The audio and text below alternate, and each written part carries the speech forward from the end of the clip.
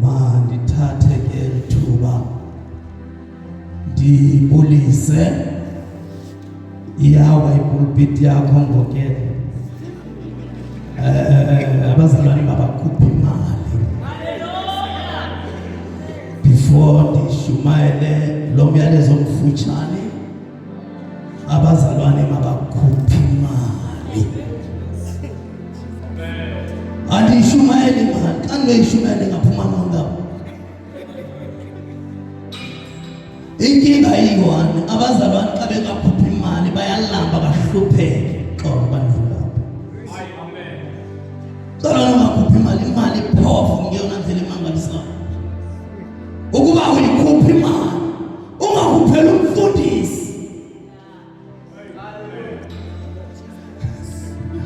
Ukuba ufuna ukhupha imali enkonzweni uyawuhlupheka.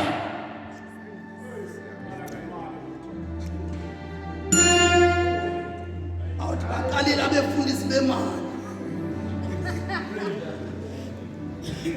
Alinyani soze ndikulahlekise ukuba awuyikhuphi imali, ndiwe imali powerful kakhulu.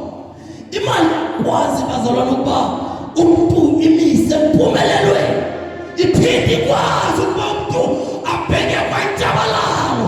Ndiwe i-powerful kakhulu imali, powerful imali. Ngabheka kwanjabalalo, ngabheka ungahamba ungamanento yonke xa unemali, phinde ubheke kwanjabalalo. Kuthiwe manje uzokhuthaza. Hayi ngithetha kakhulu mthetho wami. Ngithetha kakhulu.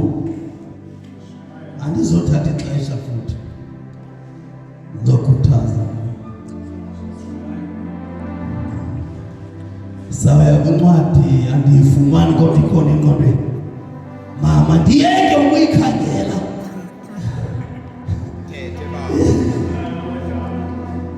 John 15 verse 3 and 4. Kuthiwe ngizokhuthaza beningayazi noyazi uba ndikhona ku-program, ningabungifaka.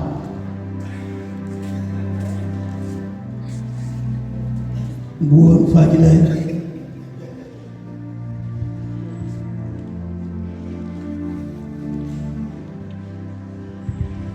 Uyazi ngexesha ndihleli phansi phana, mandiqale ndibulise umoya engcwele, ndibulise ootata, oomama, ndibulise abafana, ndibulise intombi, abantwana abancinci naba abangakwaziyo ke ukuzithethela enkosini. Mandibabulise. Ndingwabankethu ngefani, ndingumlive umxoka isiduko, ndisemamfletsha ezilalini eziziphaa kuthiwa kusethabatshisha. Ndiyabuwa, ndithetha isiSotho.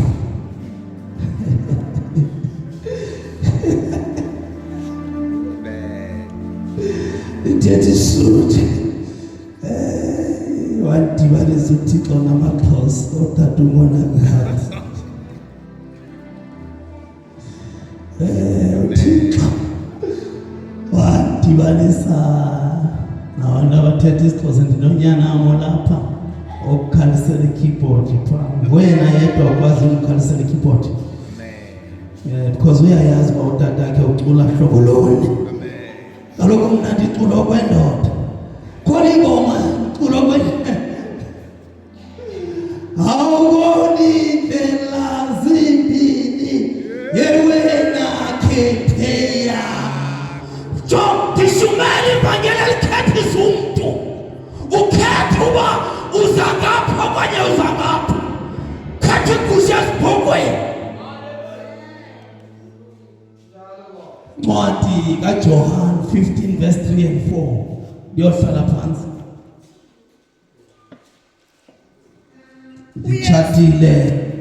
Nditshatile nam ndibe inkokeli ngam ithi itshatile. Inkosikazi. Hayi nam ndathatha.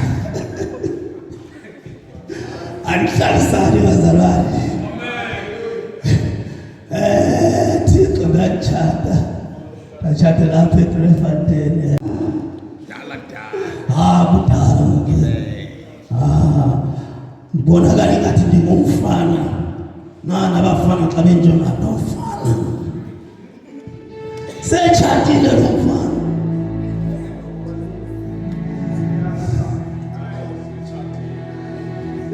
Setshatile lo mfana engathi umncane nje. Awuxelela into ezinkulu. Khona uYesu apho wanthatha khona. Wanthatha uYesu dikwenye ndawo. Wamfumana uYesu dikwenye ndawo. Andiyo ndoda nje evisi yasindiswa ingadlulanga ezintweni. Yile nto ndithi apha engqondweni yam kuzula indaba le yomfazi womSamariya. Elithi iBhayibhile uYesu wambuza uba apha iphi indoda yakho? Yathi xa iphendula yena wathi andinandoda. Nkulunkulu wam, lithi iBhayibhile uYesu wathi hayi ufanele uthetha kanje because unamadoda. Unamadoda. Masifunde yohlala phansi. uYesu ngumdiliya wenene. Ndicela ufundele nje u3 no4. uYesu ngumdiliya wenene. Ndibulise Church of Christ. Amen. Kuthiwe ndizokhuthaza. Amen. Kaloku nditshila amazwi okukhuthaza bethuna. Kuthiwe ndizothini? Ndizokhuthaza. Ndifuna ukuthi ke ebandleni likaKristu uYesu ngumdiliya wenyaniso. uYesu ngumdiliya wenyaniso. Yabazalwane, ukhona umuntu oyi-understandayo le nto. uYesu wintoni? Ungumdiliya wenyaniso. Ebandleni uYesu wintoni? Ungumdiliya wenyaniso. Not amanzi, not ioil, not isawoti. uYesu ungumdiliya wenyaniso. Ebandleni. Andazi mhlawumbe ndawuba ngenye imini kuthiwa usebenzisa ioil. Kodwa ngifuna ukuthi namhlanje uYesu ngumdiliya wantoni? Wenyaniso. Ebandleni.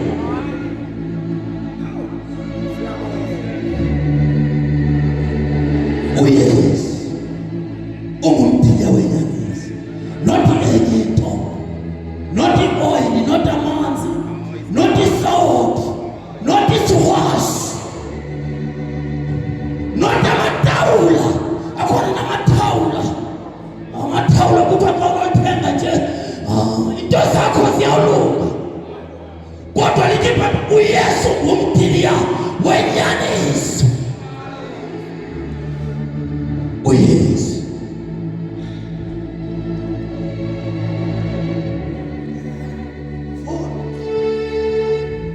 Nina ke senihlambulukile imfundiso endinifundise yona. Nina ke senihlambulukile imfundiso uYesu anifundise yona ebandleni. Yes, Hlalani nimanyene nami. hlalani nimanyene noYesu bandla likaKristu.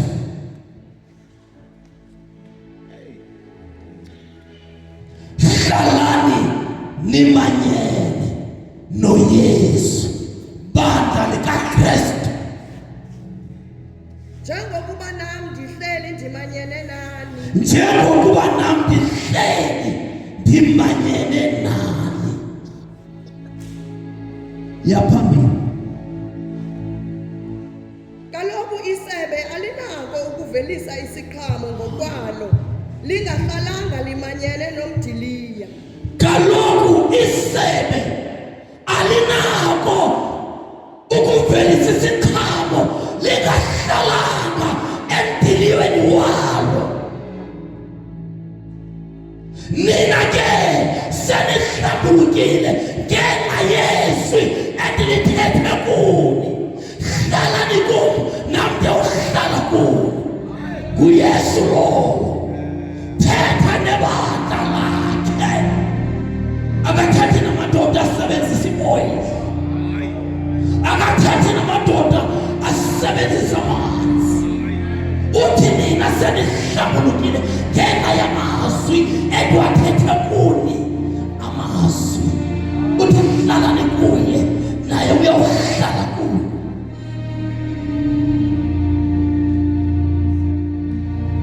Khona abantu abamamele uYesu. Bandla likaKristu, hlalani kuJesu. Kawufunde incwadi kaDuteronomy 30:19 ndiyohlala phansi. Kodwa nakumyalezo, hlalani kuJesu, ningahlali ebantwini. Amadoda amaninzi asuke evangelini ahlale ebantwini. Yiloo nto namhlanje ubona abantu sebengakhonzi kodwa behlele ebantwini. Bantu basukile kuKristu. Utata wam, ubishop wam, umpastili wam unamandla utata wam, wenza izinto zenzeke. Uthi uJesu hlalane kuye ukuze naye ahlale kuye. Nina senihlambulukile kodwa akathethi ngabantu abangahlambulukanga apha. Ndiyabona kukhona kukhona abantu abangahlambulukanga. Andazi ubabona mhlawumbe bayawuhlala phi abantu abangahlambulukanga. Uthi nina senihlambulukile ngenxa yezwi endilithethe kuni. Hlalani kuye nam ndiyawuhlala kuye. Uthi isebe alinako ukuhlala empilweni.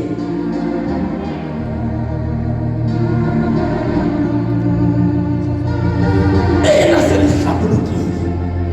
Uthi uYesu nihlale kuye. Kodwa uthetha ngabahlambulukileyo. Kawufunde uvesi 1 kwalapha kuJohana. Kawufunde uvesi 1. Kawufunde baba uvesi 1. Funda. Xa kuthe kwavela phakathi kwakho umprofethi nomphuphi wamaphupha, wakunika imiqondiso nezimanga. Mama uphazamile. Yeyiphi lo ncwadi oyifundayo? Engcwele. Funda engcwele. uJohn 15:1. Uthethi futhi Deuteronomy. Uyele kuJohn.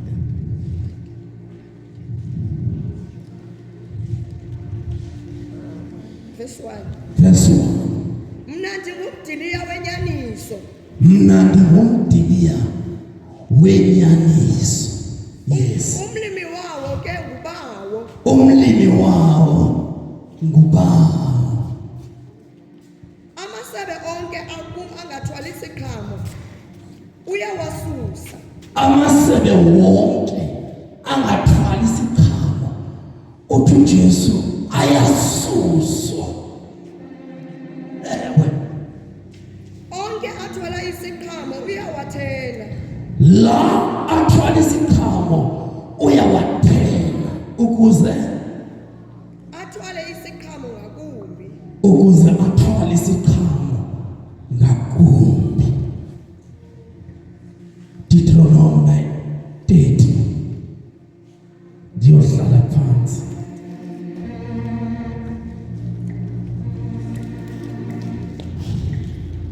Deuteronomy 30 verse 19.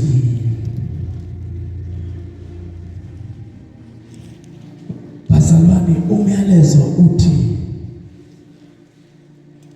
xa uYesu esithi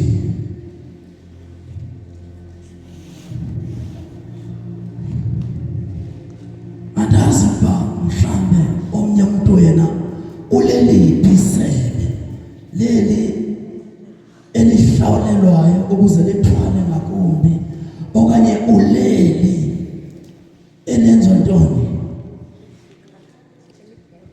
elenza uyolahlwa emlilweni. Thethwa ngabazalwane ukuba wena uleli eliza yotshiso emlilweni okanye uleliphi isebe wena?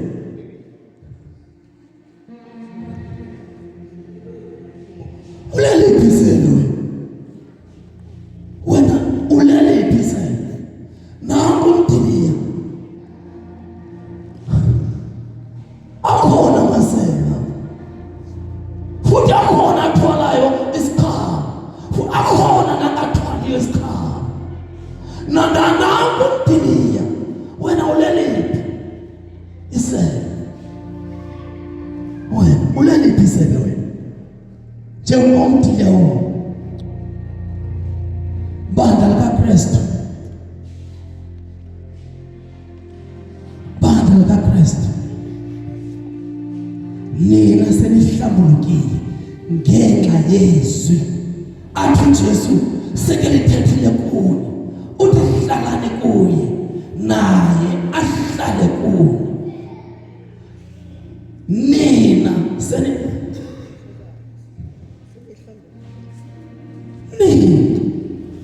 nina senihlambulukile. Andifuna ukuthetha ngegama elithetha ngokuhlambuluka, lijule kakhulu igama elithetha ngokuhlambuluka, lijule kakhulu. Sihamba nabazalwane endleleni abangahlambulukanga, abangamasebe ayawulahlelwa emlilweni ayotshisa. Kodwa bandla likaKristu lithi iBhayibheli namhlanje nina senihlambulukile. Uthi uJesu nihlale kuye naye uyawuhlala kuye. Amen. Unifundele ngale ngcwele. Amen. Ngondikhoyo. Amen. Nina senihlambulukile. Ndixelela abazalwane ngeyimini ndithi uyabona nje uba ndinonkosikazi. Amen. Nimamela abanye bavala indlebe zabo, inkulu lento endizoyithetha. Abanye bavala indlebe zabo, nizivala indlebe zenu. Uyabona mhlawumbe amvumela anxibe ibhulukhwe. Amen. Lithi iBhayibheli owesifazane onxiba impahla zendoda uqalekisiwe, nalo wesilisa onxiba impahla zendoda uqalekisiwe, lisikizi. So kutsho ukuthi noba sendilele naye ndiyawube ngileli nesikizi, ndiyawube ngileli nomuntu oqalekisiweyo. Umbuzo uthi lo mtshato uyaphi? Kanti zawulala nomuntu oqalekisiweyo.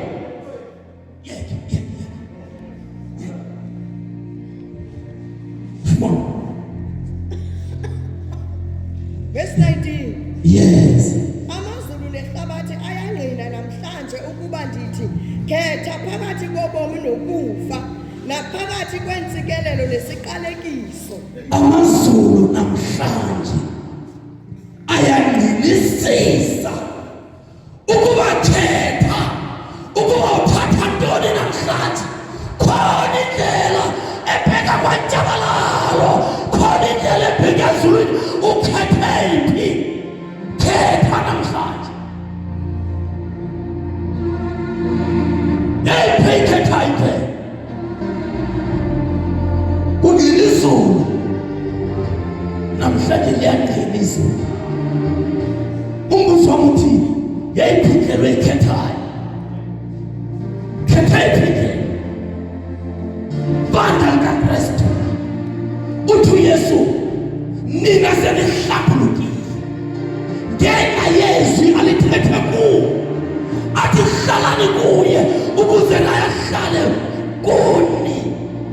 Sisithembiso. Sikhonza nabazalwane namhlanje abangafuni ukuzinikela ngenxa yoba bengafuni uhlambuluka. Bayathanda ukuyikhwela isitafu itreni ihamba, bayikhwele bangaziwa noyaziwa ukuba ngabalapha okanye ayingabo balapha. Abalapha okanye ayingabo balapha. Nina senihlambulukile.